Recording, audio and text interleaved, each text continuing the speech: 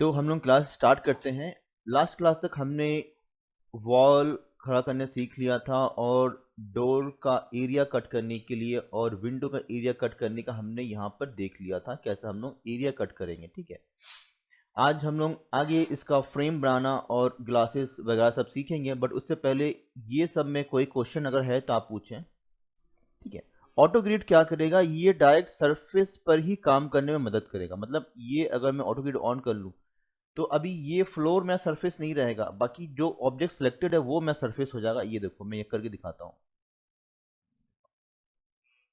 ठीक है,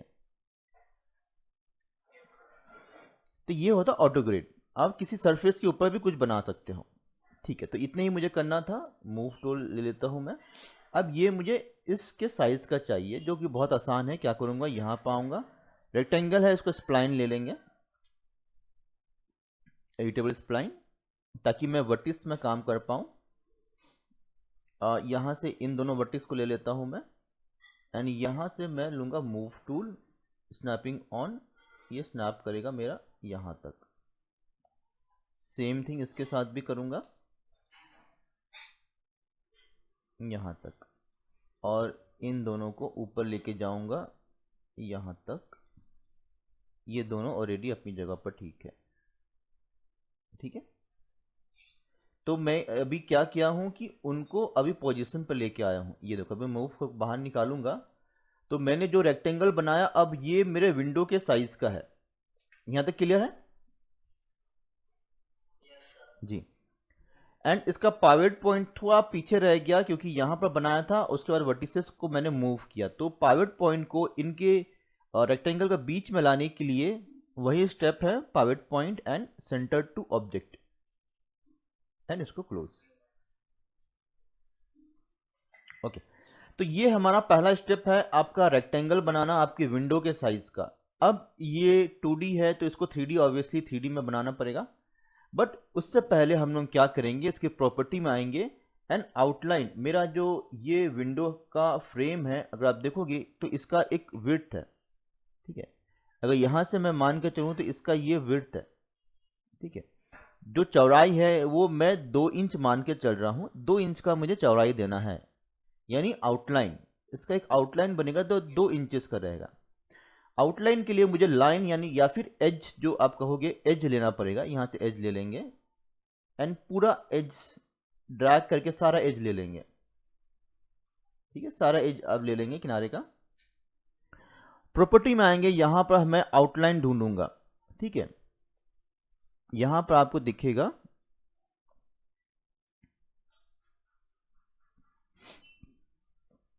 sorry spline में आना होगा। यहां पर ये स्प्लाइन में आपको मिलेगा, लास्ट ऑप्शन में क्लिक करोगे पूरा स्प्लाइन सेलेक्ट हो जाएगा। यहां पर आपको मिल जाएगा आउटलाइन, ये देख रहे हो। अभी आउटलाइन बनाने के 2 तरीके हैं। आप चाहो तो आउटलाइन में क्लिक करके यहां से मैनुअली इसका आउटलाइन बना सकते हो, मतलब इसका चौड़ाई कितनी रहेगी। ठीक है, यहां पर उस आउटलाइन के राइट हैंड साइड में आप उसका साइज वैल्यू देख पाओगे यहां पर।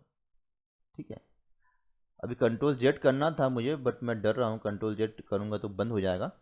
बट दूसरा तरीका मैं आपको बताता हूं कि यहां पर आप डायरेक्ट उसका वैल्यू दे दो।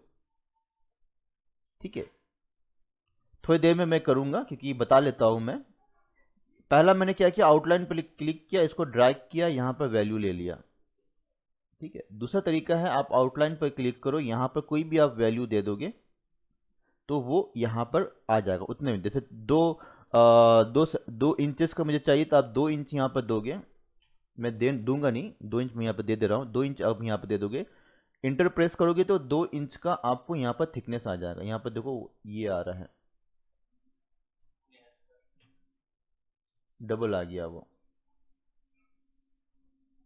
एक को मुझे डिलीट करना होगा, या इसको मैं डिलीट कर देता हूँ। फिर से पकड़ता हूँ, यहाँ पर मैं बोलता हूँ 2 इंचेस।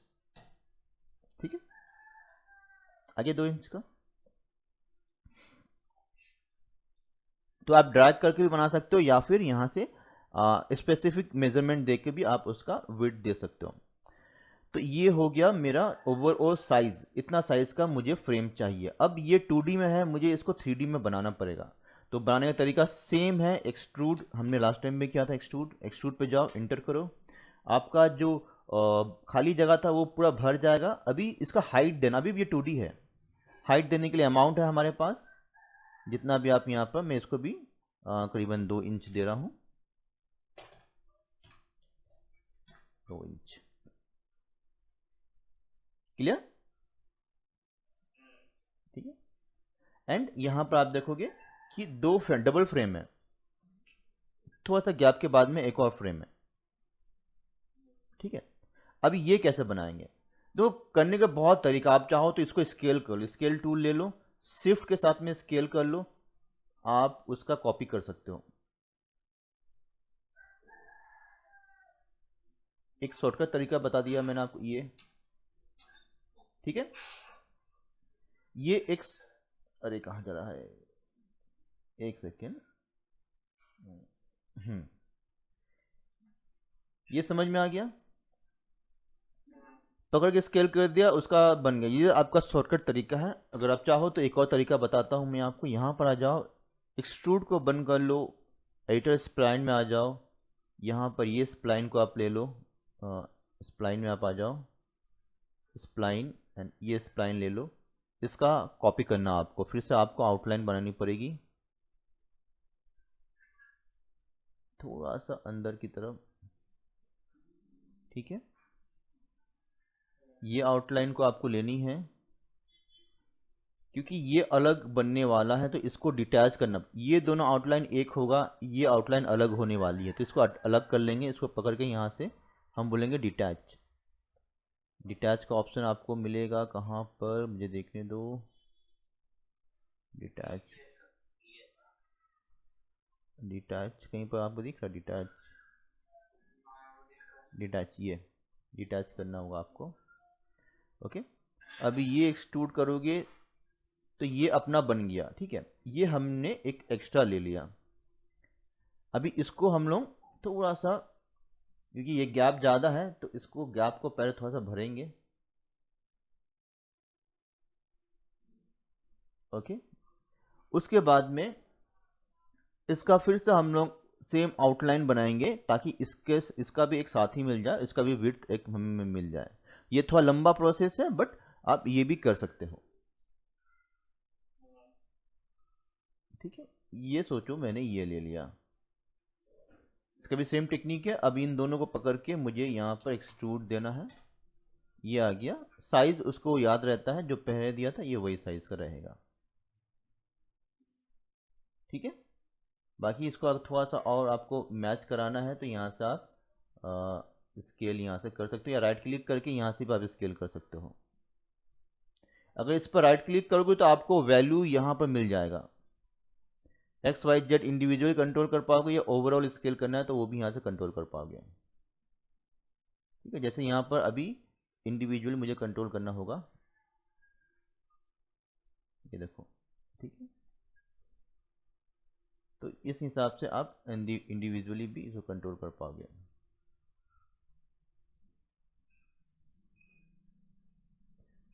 बट यहाँ पर उसको सेंटर में लाना पड़ेगा आपको, ठीक है। इसका पाइवट पॉइंट आप देखोगे कहीं पर दूर में है, तो इसका पाइवट पॉइंट हमेशा याद रखना, पाइवट पॉइंट हमेशा सेंटर में होगा तो वो ज़्यादा अच्छा काम करेगा। ये जो स्केल करने में दिक्कत हो रही थी अब नहीं होगी, ये देखो अब सेंटर से वो स्केल होगा, क्लियर,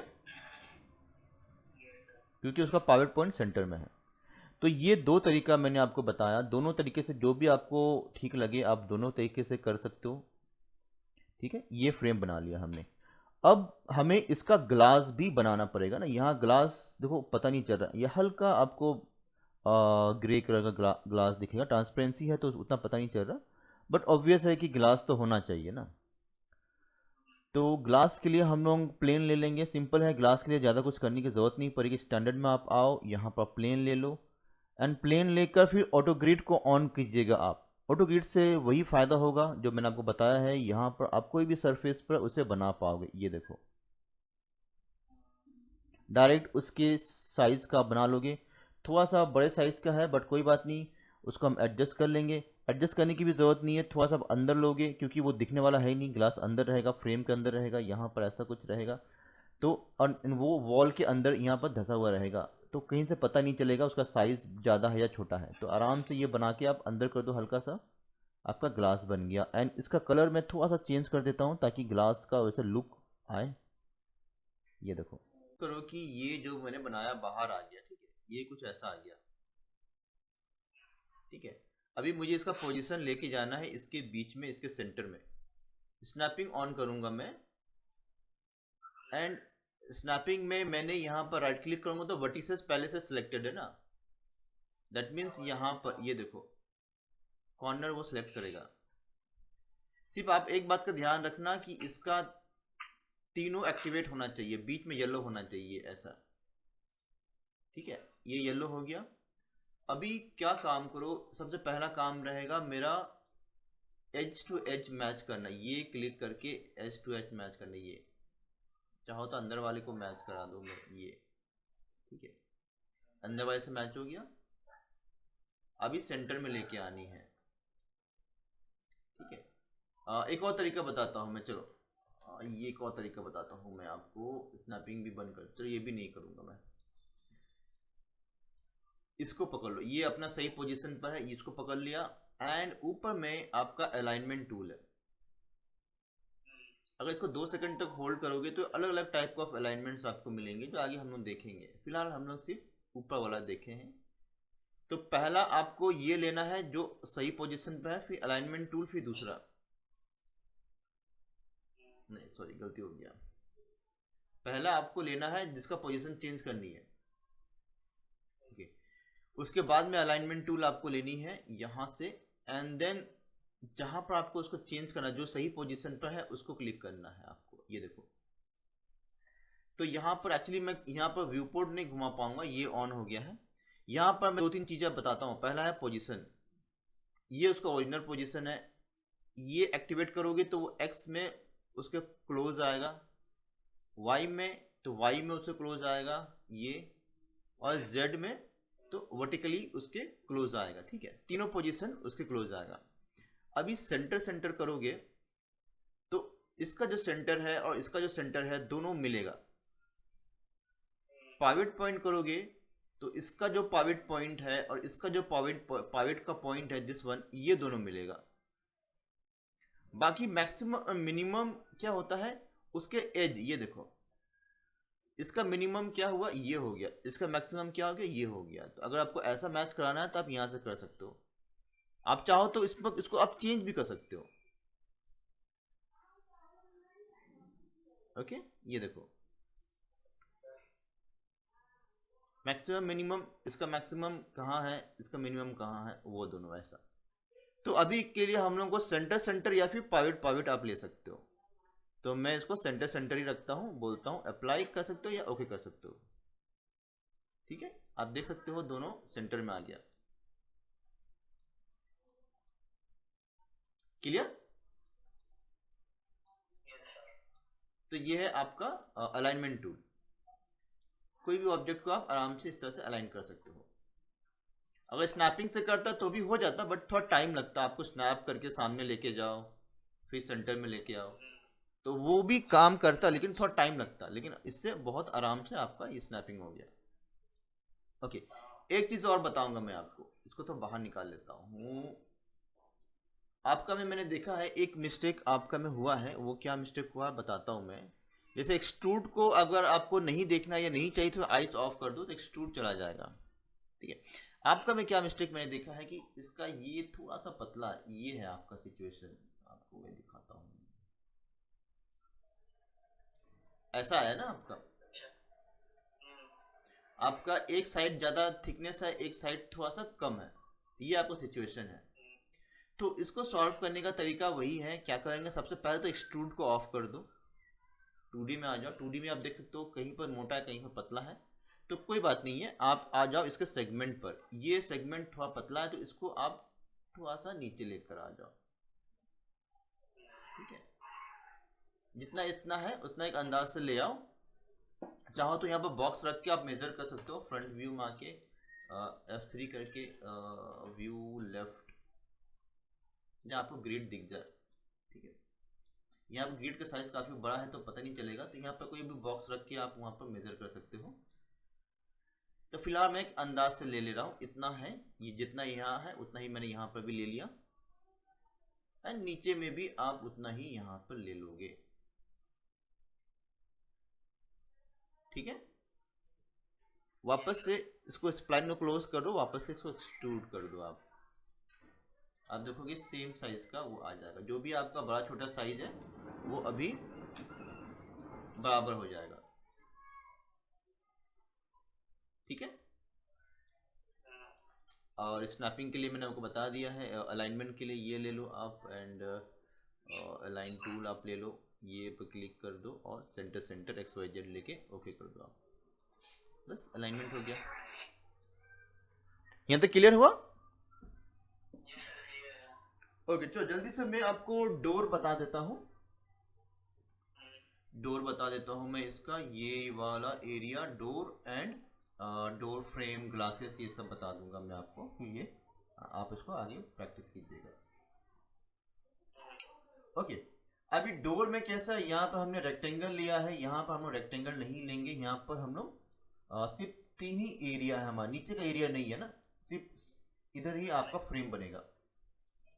ठीक है, ठीक है, व्हाइट वाला फ्रेम आप देख सकते हो, यहाँ पर डोर का जो फ्रेम है व्हाइट कलर का, ये ऊपर देखो ये ऐसे करके है। ठीक है, उसके अंदर में आपका डोर है जो 3 पार्ट में है और ग्लास है। ओके, सो इसको बनाने के लिए मैं आपको एक नया टेक्निक बताता हूँ, एक नया टेक्निक। ठीक है, ध्यान से देखिएगा। एक्टिवल पॉली में कन्वर्टेड हो गया है, ये है फेस, ले लो, ये ले लो फेस F2, ये आपका फेस आप ले लो।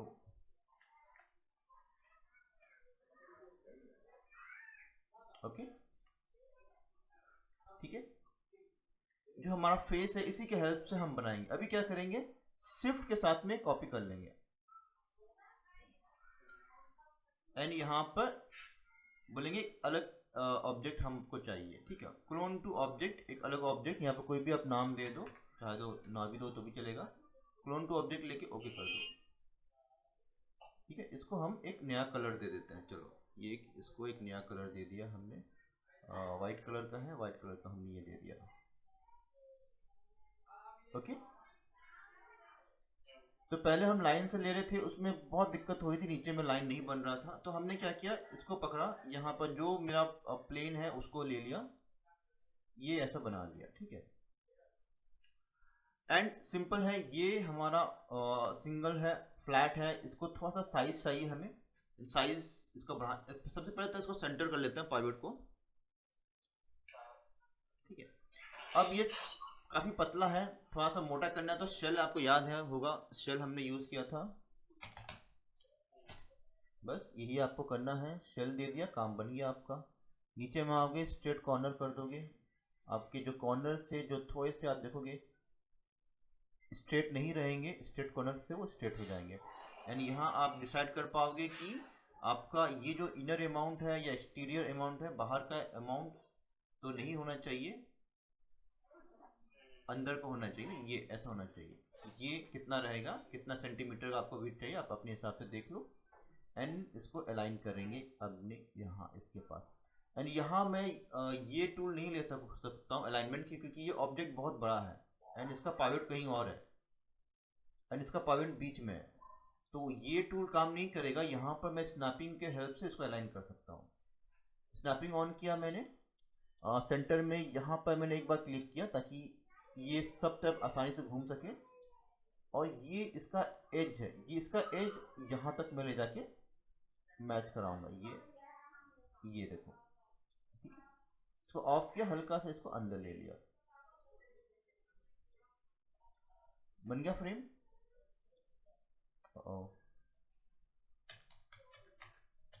शिफ्ट जेड से वापस आ जाएंगे। ठीक है, सिंपल है, आसानी से बन गया।